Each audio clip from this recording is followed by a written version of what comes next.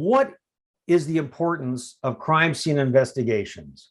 Why do we do crime scene investigations? The importance is it answers the who, what, where, when, and how questions that we have in an investigation involving a crime scene.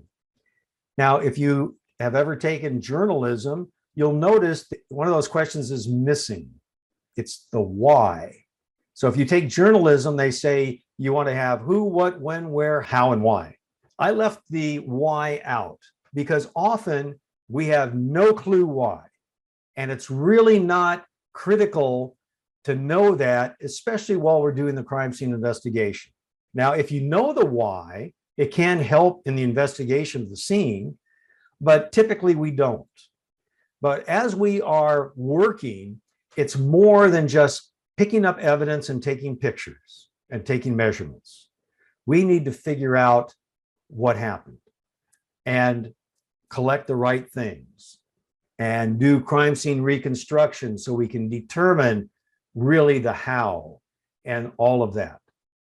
Another thing about crime scene investigations is the evidence may prove or disprove suspect and witness statements and testimony. And this is really important. What I prefer is when I go to a crime scene is for a detective to say, we have a suspect in handcuffs in the back seat, and this is what he says he did. I prefer to know what the suspect says, because if I go into the scene and everything the suspect said fits with what the evidence is, I can let the detective know that. But what if it's not the same? In fact, when I was a detective, my favorite part was asking what happened to my suspects, because I learned early on as a police officer that bad guys lie. They lie to you all the time. So all I want is a statement. And if it's a lie, that's great, because all I have to do is prove that the statement is a lie, and now I got you. So if you know that going in, it's really nice. But later that might even come up. You know, you don't have a statement, or the suspect hasn't been arrested or even located yet, and now you're done with the scene and the suspect makes a statement, and you can go to your evidence and say, well, that doesn't fit. And that can be very helpful. And the same with witness statements. Another big thing is our crime scene investigation bridges the gap between probable cause and beyond a reasonable doubt. What do I mean by that? Probable cause, it just simply means I have enough information to believe that you are the suspect. It may even be enough to arrest somebody, and that's probable cause. When you go to court, there's a different standard to convict somebody. It's beyond a reasonable doubt. And beyond a reasonable doubt requires a lot more evidence, a lot more investigation, and so forth to be able to prove that.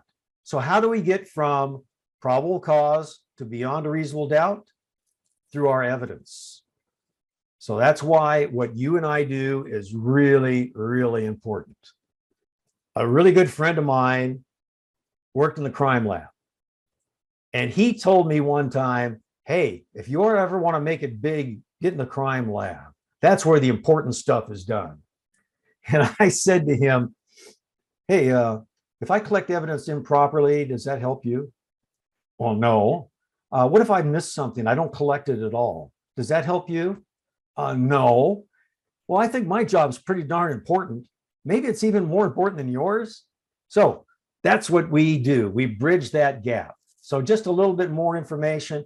Probable cause is a standard by which persons acting under the color of law, that's us, or the detective going to arrest somebody, has the grounds to obtain a warrant for, or as an exception to the warrant requirements for, making an arrest or conducting personal property search, etc., when criminal charges are being considered.